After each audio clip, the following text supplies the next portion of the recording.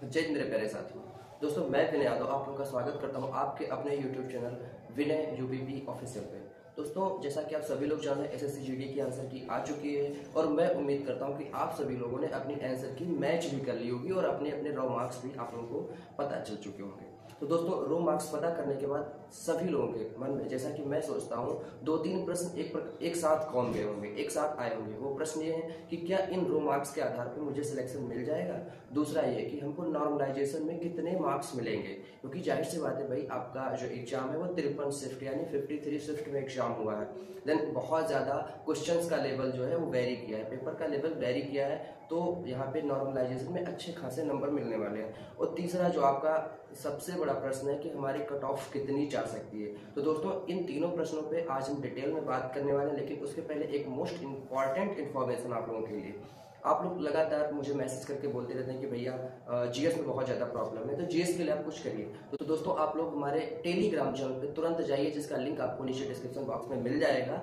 और आप लोग अपने मोबाइल स्क्रीन पर देख रहे होंगे हमारे टेलीग्राम चैनल का डैशबोर्ड, आप लोग उसको ज्वाइन करिए और वहाँ पे आपको डेली क्विजेस मिलेंगी प्रत्येक सब्जेक्ट की, खास करके जीएस में जितने सब्जेक्ट हैं और चैप्टर वाइज। तो आप लोग उसे ज्वाइन करके उसका लाभ उठाएं।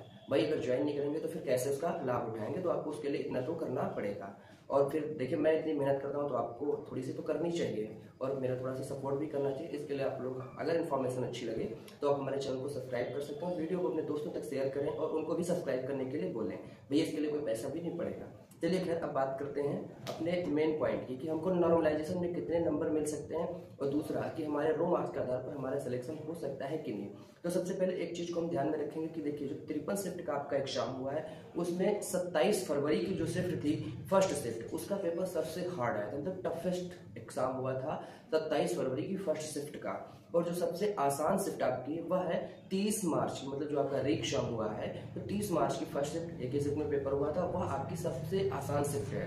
तो अब जाहिर सी बात है अगर इन दोनों शिफ्ट के हम नंबर्स को ही मैच कर लें, औसत मार्क्स देख लें, तो कम से कम 15 से 20 नंबर औसत ये अंतर आ जा रहा है। तो देखिए अभी बच्चे जो हैं वो 2-3 प्रकार के हैं। एक वे जो मतलब पहले से ही फेल हैं, भाई अगर वो 50, 60, 70 नंबर पा रहे हैं तो उनका कोई मतलब नहीं है, वो वैसे ही फेल हैं। और कुछ बच्चे ऐसे हैं जो 100 के ऊपर 120, 130, 135 नंबर पा रहे हैं, तो फिर वो बॉर्डर पे हैं या फिर आगे हैं। तो इन सारी चीज़ों पे हमको विशेष तौर पे ध्यान रखना पड़ेगा।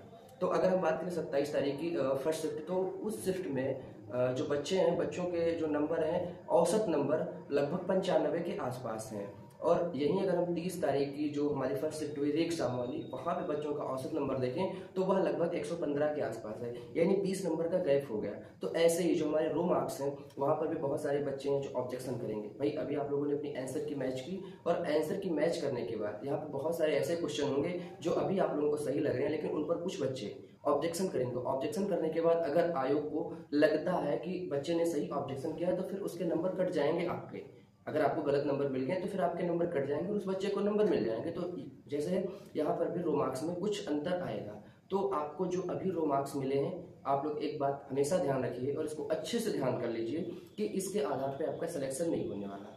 आपका सिलेक्शन इसके बाद में डिटेल नई आंसर किया है कि उसके आधार पर होगा, वो ऑब्जेक्शन के बाद आएगी। जब आप सभी लोग ऑब्जेक्शन कर लेंगे उसके बाद आयोग दोबारा आंसर की निकालेगा, उसके आधार पे जो रो मार्क्स आएंगे वहां पर आपका सिलेक्शन होगा। और ये बात पूरी तरीके से ध्यान रख लीजिए कि कुछ शिफ्ट को यहाँ पे 10 से 12 नंबर, 14 नंबर और 20 नंबर तक भी नॉर्मलाइजेशन में मार्क्स मिलने वाले हैं। और इसके बाद कट ऑफ बनेगी। कट ऑफ बनाने के लिए 3-4 चीज़ों को विशेष ध्यान रखा जाएगा। भाई मेल फीमेल, नक्सल एरिया और पहाड़ी एरिया, बॉर्डर एरिया, ये सारी बहुत सारी चीज़ें जो हैं वो ध्यान में रखनी पड़ती हैं। तो अगर कोई सोचे कि वो आपको मतलब एक 10 मिनट की वीडियो में पूरी तरीके से आपको समझा देगा कि कितने नंबर पे आपका सिलेक्शन होगा, कितनी कट ऑफ जाने वाली है, तो ये मुझे लगता है थोड़ा सा बेतुका टाइप का है, क्योंकि 10 मिनट में नहीं बताया जा सकता। क्योंकि जब आप लोगों की कट ऑफ आएगी तो आप लोग खुद ही देखेंगे कम से कम 2-3-4 पेज में होंगे। अब 2-3-4 पेज की कट ऑफ को कोई 7-8 मिनट में कैसे बता सकता है। बट इतना मान के चलिए कि मैंने कट ऑफ का एक वीडियो आप लोगों के लिए पहले बनाया है, कल बनाया था, ये जो आप अपनी स्क्रीन पर देख रहे हैं। अगर आप इसको एक बार अच्छे से देख लेंगे तो आपको मोटा मोटा अनुमान हो जाएगा कि कितने क्वेश्चन सही होने पे आप फिजिकल की तैयारी कर सकते हैं।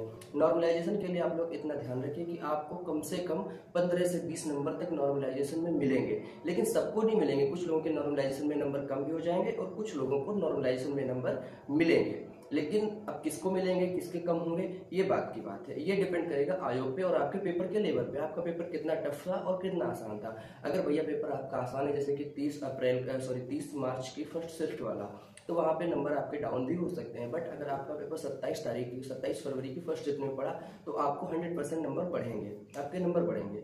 तो अब जाहिर सी बात है, अगर 27 तारीख की फर्स्ट शिफ्ट का कोई बच्चा है और उसको 80 नंबर मिले हैं और उसको नॉर्मलाइजेशन में 20 नंबर मिल गए, तो भैया उसके हो गए 100 नंबर। और 30 मार्च की फर्स्ट शिफ्ट का कोई बच्चा है, उसको 100 नंबर मिले और उसके 10 नंबर घट गए, तो उसके कितने बचेंगे, 90। तो यहीं पे बहुत ज़्यादा डिफरेंस हो जाएगा। और इतना मान के चलिए कि जब आपका 53 शिफ्ट में एग्जाम हुआ है, तो यहाँ पे क्वेश्चन पेपर का लेवल, क्वेश्चन का लेवल बहुत ज़्यादा डिफरेंट रहेगा, बहुत ज़्यादा अंतर रहेगा।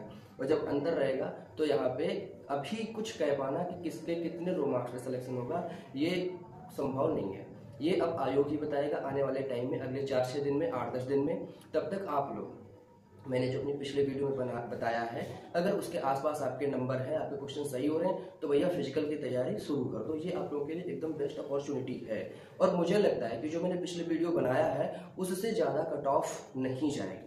उसके आसपास अगर आप हैं 1-2 क्वेश्चन ऊपर नीचे, तो जरूर आपको तैयारी करनी चाहिए अपने फिजिकल की। क्योंकि दोस्तों ये जो यूपी पुलिस के फिजिकल से पूरी तरीके से अलग है एसएससी जीडी का फिजिकल। एसएससी जीडी के फिजिकल में भैया रेस में ही बड़े बड़े महारथी एकदम धराशायी हो जाते हैं, क्योंकि एसएससी जीडी का जो फिजिकल है भैया, वहाँ पे रनिंग करवाते हैं दोपहर में। अभी गर्मी अभी से होने लगी है, और आप समझ सकते हैं कि जब आपका फिजिकल होगा तब कितनी गर्मी होगी। और अगर 12 बजे 1 बजे दौड़ा दिया गया दोपहर में, तो अच्छे पानी मांग जाएंगे। तो आप समझ सकते हैं। तो आप लोग अभी से तैयारी करें। ऐसा नहीं कि सारे लोग आप फिजिकल पास कर लेंगे। कट ऑफ थोड़ा सा कभी कभी ऐसा होता है कि जो फिजिकल के लिए कट ऑफ निकालते हैं, उससे भी डाउन करनी पड़ जाती है। तो अभी से आप लोग फिजिकल की तैयारी करें, और फिजिकल की तैयारी आप लोगों के लिए बहुत ही ज़्यादा इंपॉर्टेंट है। अगर वहाँ पे फेल हो जाएंगे तो फिर ज़्यादा प्रॉब्लम्स होंगी, आप लोग खुद को फेस नहीं कर पाएंगे, भैया हम फिजिकल में क्यों फेल हो गए। तो best of luck all of you दोस्तों। अभी से आप लोग तैयारी में जुटे रहें, और बाकी देखते हैं हम लोग आगे आगे कि क्या होता है। जय हिंद दोस्तों, नमस्कार।